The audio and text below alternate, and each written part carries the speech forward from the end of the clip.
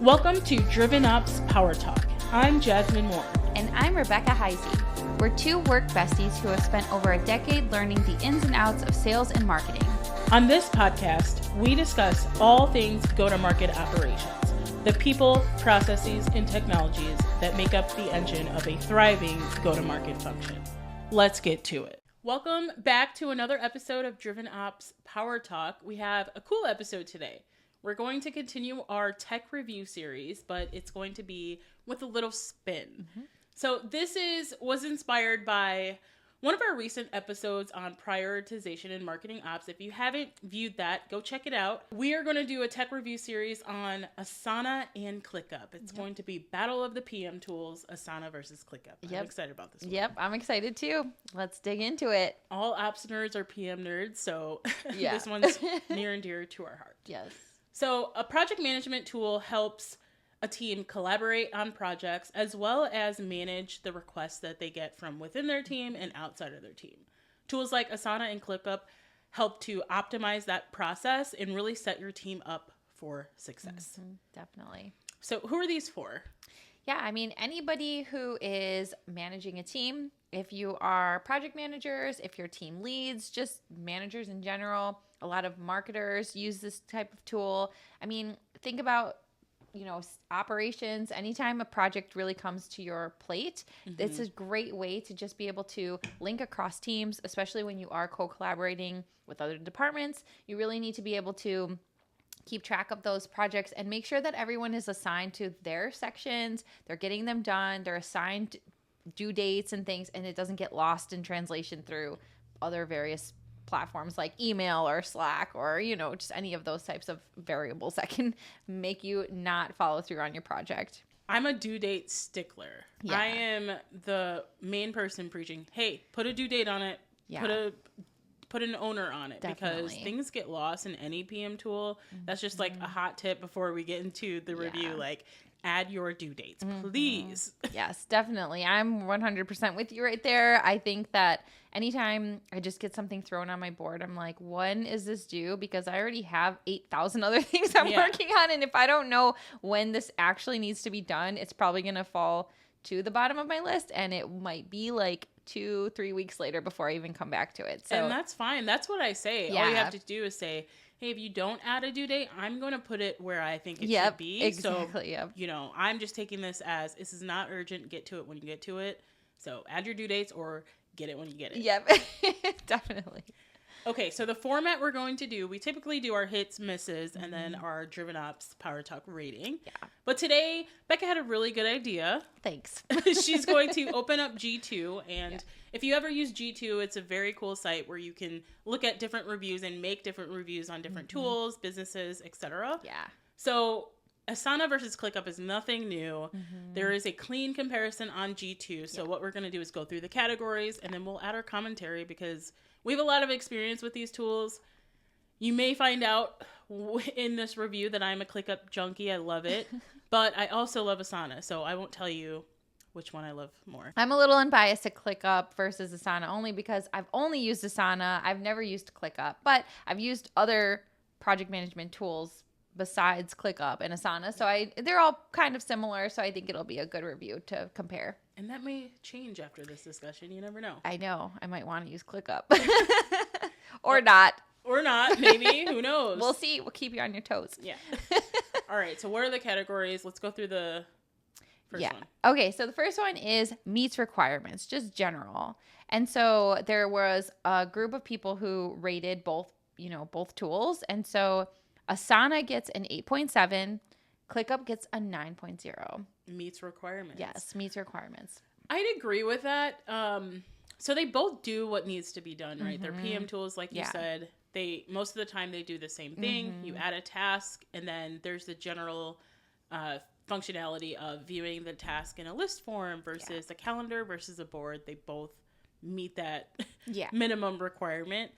I'd agree. I think ClickUp takes it a step further if your requirements are more complex. Yeah. So if I have a requirement to do a lot of automations between teams and trigger things when someone is added and have dependent tasks, I think those requirements are better suited for ClickUp than Asana. Yeah, I think that like from what I've seen in ClickUp, just with the folder structure and everything, that's super nice that Asana doesn't really have. Like there is some tedious motion that you have to do in order to create like automations between, how things are moving, or even if you need one piece of something to move into a column into another, second column or something like that. And you kind of have to like build out all those fields that you need. So it can get a little confusing. And, but I think, yeah, like overall, just the general project management platform, you're using it to keep track of your projects, and that's the goal. So I would hope that both of them would really generally have a pretty high score. I think they both excel. Yeah, exactly. Yep. All right. So number 2, the second one on the list is ease of use. So Asana gets an 8.6, where ClickUp gets an 8.5. So they're pretty close in comparison with the review, but it is interesting that Asana got a little bit higher. It is interesting because I'd actually agree with that. As much as I love ClickUp, I think it has a much steeper learning curve because of the complexity and the different functionalities of it. Just your hierarchy, for example. In Asana, you have a basic hierarchy of projects, and you can roll those up to teams. But ClickUp, you have these lists, and you can put them in folders, and then you can have spaces, and it's just a much steeper hierarchy.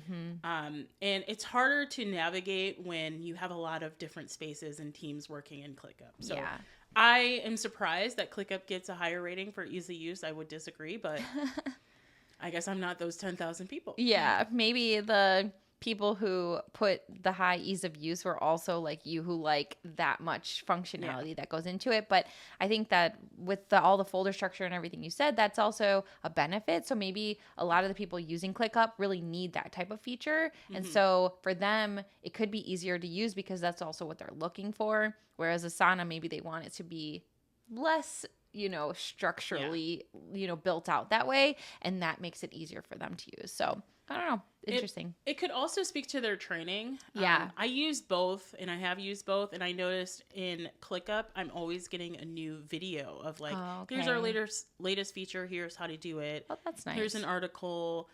They're enabling their customers, and so that probably goes along with the ease of use. They're making sure they're enabled. That's actually really interesting then, because I feel like with Asana, when you're going through it and you're trying to learn, you really kind of have to dig for some of that. You have to find like, okay, I want to build it this way, but I have to kind of go through just the general training that they offer. And so it's not as like, I don't really often get videos or anything like kind of showing me, hey, here's another way to do it. So that's pretty nice to know that does that. Yeah. Shout out to ClickUp's customer success team. I see it's them. A team. All right. So the next one is ease of setup. So here we have a little bit more of a differentiator. So Asana gets an 8.7, ClickUp gets an 8.2. So a little bit lower on the scale there. Yeah. And that's kind of in line. They're both pretty good and very close, but that's in line with what I said. It's just a lot going on in ClickUp, a lot to set up. But when it is set up, it is powerful. Yeah. So like Asana is probably a little bit more like plug and play. You get it and you can kind of start rolling with it. Whereas ClickUp probably needs a little bit more time to like build out the structure of how you want the teams to kind of start flowing through the system. So that one's interesting. And there's a larger ramp up time. So I think you make a really good point. Asana is very much plug and play. Like you can get Asana at an org and everyone instantly knows how to use it. It's really not that difficult. But ClickUp, you need to enable your team. You need to let them know this is the hierarchy. This is how we do things. These are the automations. So more training is needed. Yeah. All right, so the next one is ease of admin use. So this one actually they tied. Asana got an 8.7 and ClickUp also got an 8.7. So I think that's really useful. I mean, as admins in other platforms, we know how important it is to make sure that when you're provisioning tools to anybody that you can do it with ease and make sure that you can assign certain roles or certain settings to people without it being clunky and annoying. So that's good that people are rating that's a good rating, 8.7. Yeah. I think it's pretty easy to admin both of them. Asana's admin, like the rest of the tool, is pretty simple. I like that you can input someone's email and it'll send them an invite. It's pretty simple. It's like a 2-step process.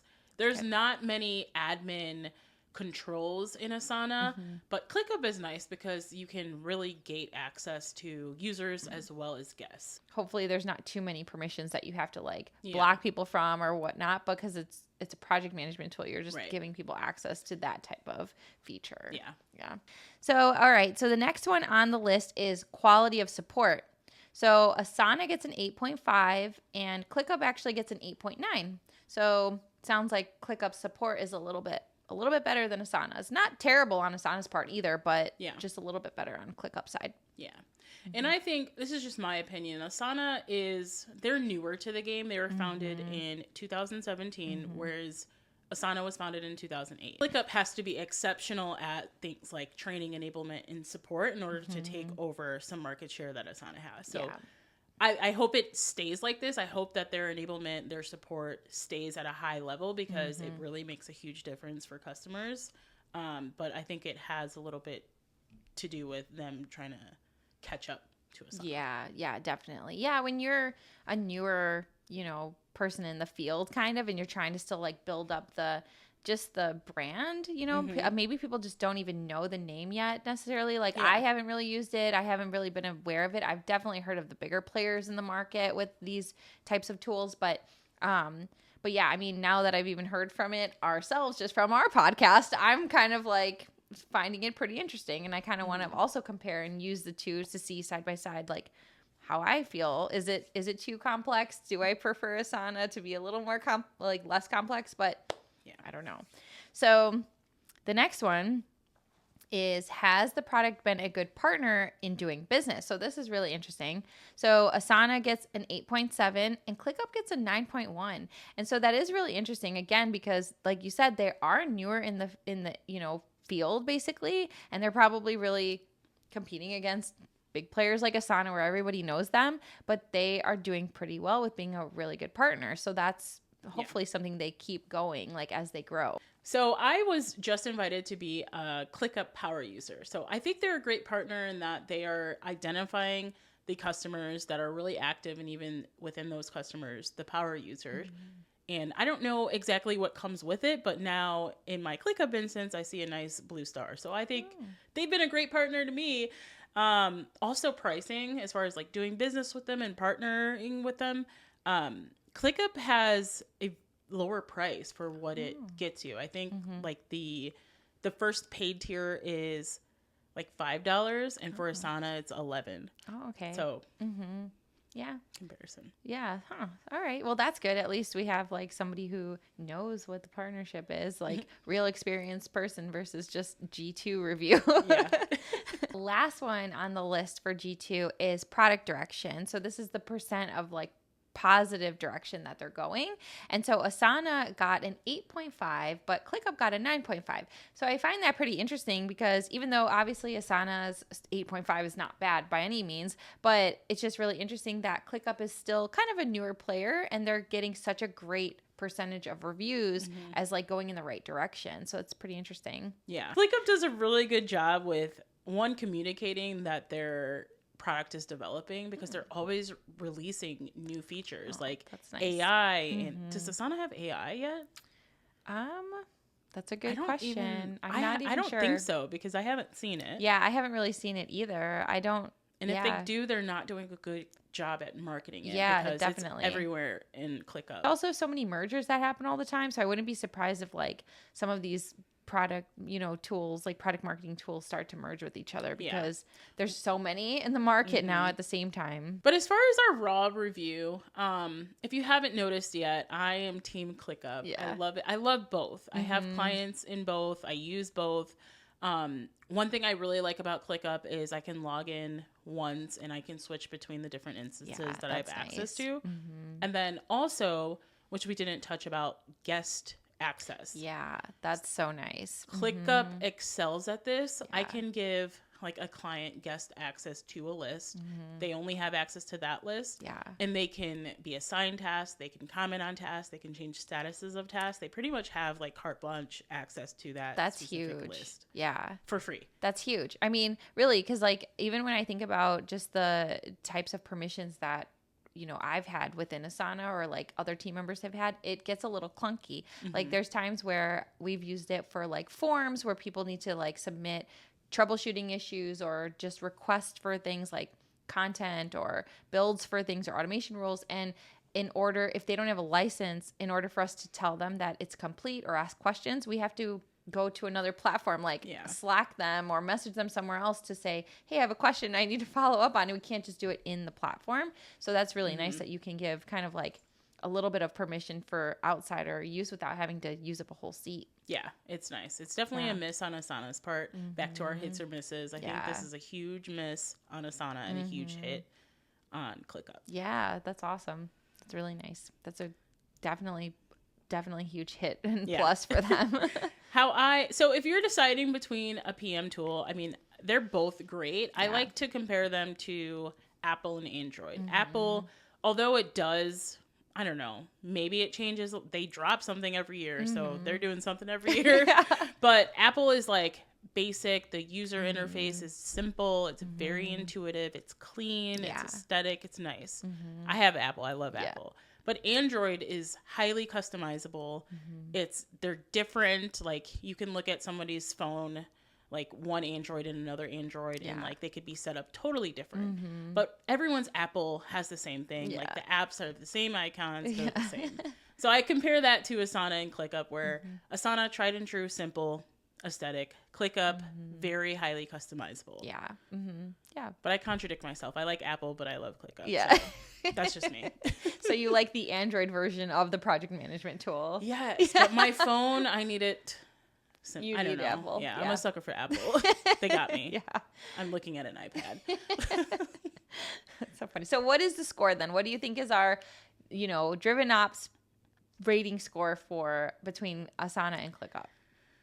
I'll let you go first. You score Asana and I'll score ClickUp. Yeah, I think for Asana, because I've only used Asana, I haven't used ClickUp, I would give it a 7. I think that's like a solid score for a project management tool. Again, there's so many in the market. I think they do what they do well, and it is very known in the market. I think if you mention Asana to most people, they've used it, they've heard of it, something, but it's a little basic still. It's still basic, and it's not like super mind-blowing compared to other tools. Yeah. So, but some people like basic. Yeah. I think there's nothing wrong with basic. There's nothing wrong with basic. There are minimalists out there that just need it to do what they need to do.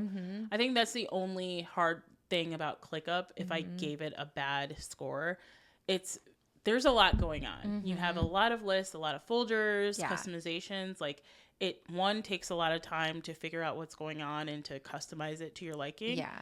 But when you look at it as someone who isn't in there every day or didn't set up, it looks like a lot. Like it's cluttered. Yeah. And so I don't mind it because I'm extra and I'm not a minimalist, and I don't mind that. I'm like, yes, give me more bells and whistles, please. Yeah. I want to try this new feature, yes. But not everyone is like that. Some people are just like, I need the basics. I give ClickUp a 9. Okay. Yeah, so that's a good score. I think that's the thing too. It's like, I guess I think I'm kind of in between. Like I need more structure, but at the same time, in the beginning, I might be like, holy cow, this is so much that I have to figure out. But at the same time, like we've mentioned even in other tech reviews, like when it's lacking something that you need is when you're like, oh, I wish it had this. And that's kind of somehow how I also feel about Asana. So I think it depends maybe in your role. So we mentioned how like, at the very beginning, we said like, this is really for project managers, for team managers, whoever. But I guess it also depends on kind of like the types of projects you're also working on, how complex they get. And that's also going to determine which tool is probably better for you. Like if your projects don't get super complex and you're not working across multiple teams with like different types of things that you have to scope out for the project with different deadlines, you probably don't need something super complex. An easier to use like basic tool is perfect for you. But then when you do have to cross-functionally work between departments and things like that, then it gets really messy and you do need that structure and organization. Yeah. Or even story time, like a complex like process. So we're thinking in marketing operations, you're executing a campaign, but that starts all the way at like idea and then content and then reviews. And there are so many steps before the campaign actually goes out. And in those steps, you have subtasks and dependencies and SLAs. I've tried to set this up. I have set this up for clients in ClickUp as well as in Asana. Asana, I had to use an outside intermediary tool to like help with that automation. And it was very hard and clunky, and I had to use custom everything. But ClickUp, out of the box, I could do it with ease.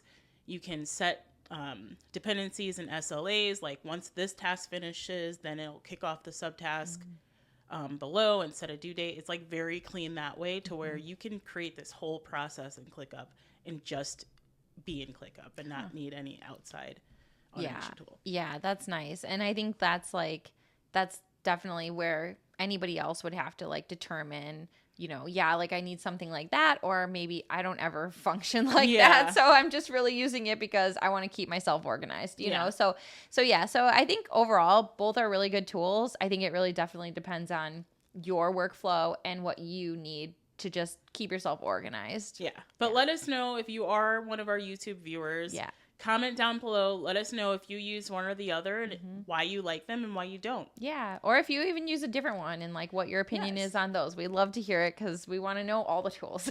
We do. Yeah. All right. And now it's time for coffee talk. Coffee talk.